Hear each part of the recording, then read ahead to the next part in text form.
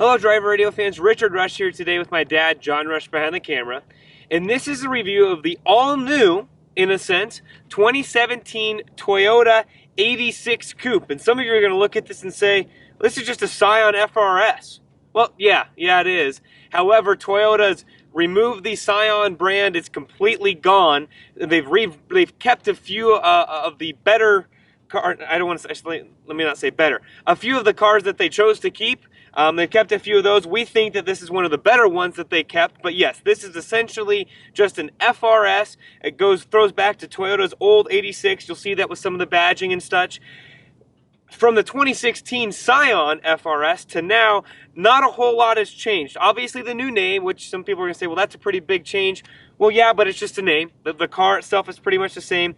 There's an update in power and suspension tuning, as well as the gearboxes for the manual transmission. They've updated that. And there's also a revised front and rear fascia that they've changed. We actually were just commenting on that just before the video began, that this is a new front end look for this car. It also shares a platform with the Subaru BRZ. So for those of you that are Subaru fans, again, very, very similar cars.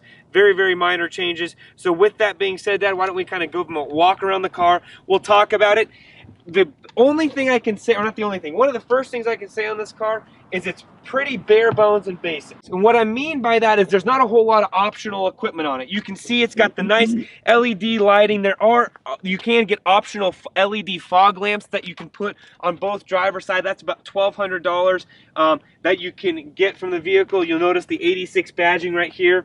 This comes standard with 17-inch wheels. You can get 17-inch matte wheels or 18-inch alloy wheels, and it gives you the TRD racing. You can get a different exhaust on this vehicle, and I'm talking about directly from the manufacturer. If you go to Toyota's website, you log on, pick some different options that you want to add on to the vehicle, and you can do that. There's a different a air filter kit that you can add on, all sorts of different things. There's plenty of aftermarket accessories. I actually looked before we did this review in terms of turbochargers and some different things like that. So a very fun car.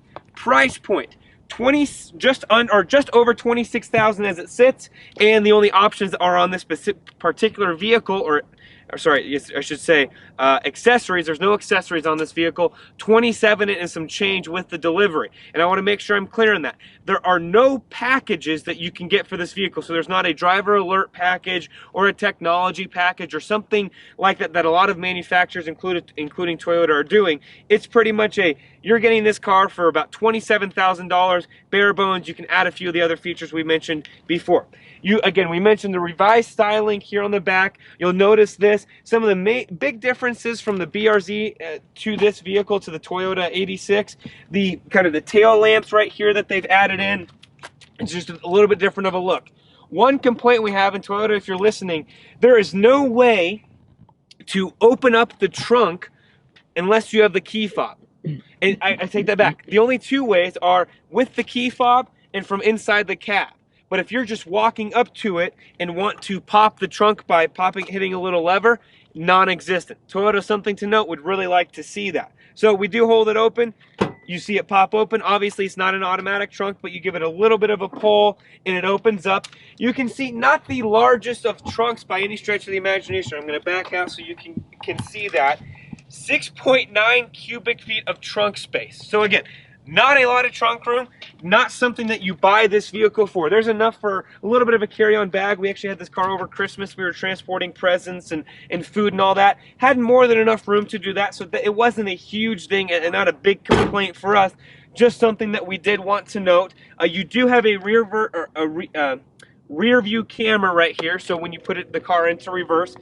Really quick before we hop onto the inside. Two transmission options, of course. 6-speed manual, which is what this car is equipped with, and obviously a 6-speed automatic.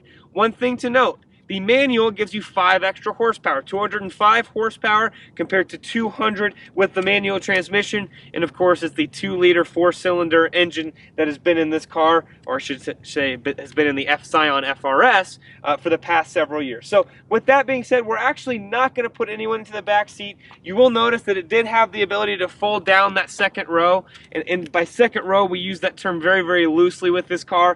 it's not meant for anyone of size, even honestly, even children. In order to fit comfortably in the front seat, you can't put anyone in the back seat. It's just there's not enough room. Just something that you have to be aware of before you purchase this car. So with that being said, Dad, why don't we open up the passenger, give a very quick view on the interior, and then take a quick drive in the 2017 Toyota 86 Coupe.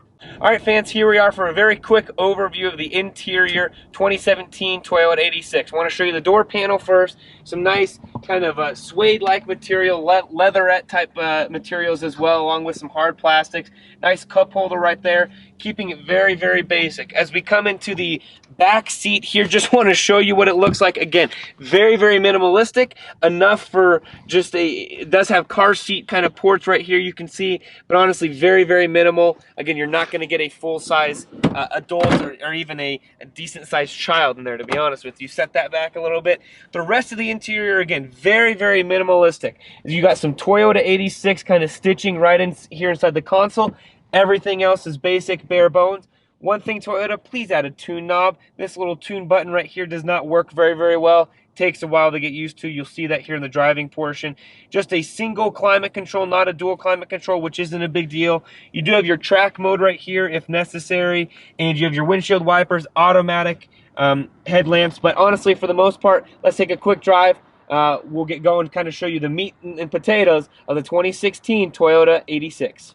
All right, fans, here we are for the driving portion. Apologize about the camera angle. It's about the best we can do without getting into some fancier stuff here. So, going to show you, again, some of the basics of this vehicle. You can see the interior of the screen, some of the typical Toyota infotainment system that you're used to. Very simple to operate, easy to use. I mentioned before, would really like a tune knob, so that's really the only complaint I have. Everything else regarding the system is very simple to use, simple to operate. Here's the manual transmission right here. Want to show you that before we get driving. Again, mentioned the 6-speed manual or the automatic. Your climate control right here, very large knobs, very easy to operate. A little storage compartment down here, as well as a USB and an auxiliary port. One thing to note, have the iPhone 7 Plus. Put it in here, it only goes that far, and obviously when you have a manual transmission, so you can't really store much in here unless it might be a pack of gum, a wallet, something like that. But a phone you're not going to be able to do. Again, the 86 badging here in the front, volume controls right here, everything else, again, very, very minimalistic, which isn't a big deal. This car's not meant to have a whole lot of frills to it. So before we get going, Dad, let's show them the backup camera there, and we'll get going back here with the manual. So you can see no dynamic grid lines, but it still does allow you to a very clear view of the backup, especially with the car sitting so low. It's nice to be able to have that option. It's hard to show you the true capabilities of this car. It's not going to blast anyone away in its 0 to 60 time. However, the handling is meant for a race car, meant for the track, I should say. And you'll notice as we drive down the road, it's not going to drive it I'll be honest, very smoothly. It's not going to be very comfortable to drive in. I'll get my dad's opinion here in just a second, but it's a younger generation car or a track car. For that, getting in and out of this vehicle is tricky. Not the easiest thing to do in the world. Not the biggest thing either. Just want to point that out.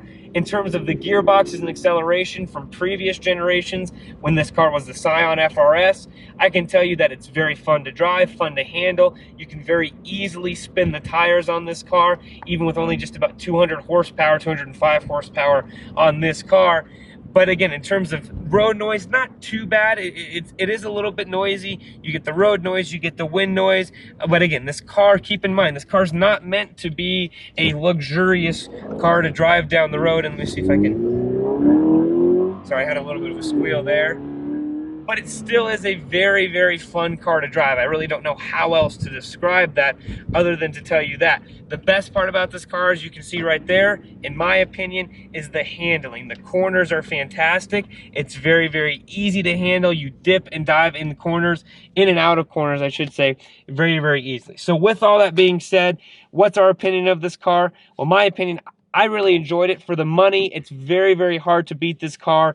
For the mid to upper 20s, you can get a full car that you can take out and drive every day albeit for minus a few creature comforts. But you can also put it on the track, put it into track mode, and really have a fun time, a blast with this car. Really enjoy it. Dad, what was your opinion? Ditto that. Yeah, same. Is it a car I would drive every day? Probably not, but it's not meant for me. It's more of a weekend racer or somebody that wants to do a lot of accessorizing.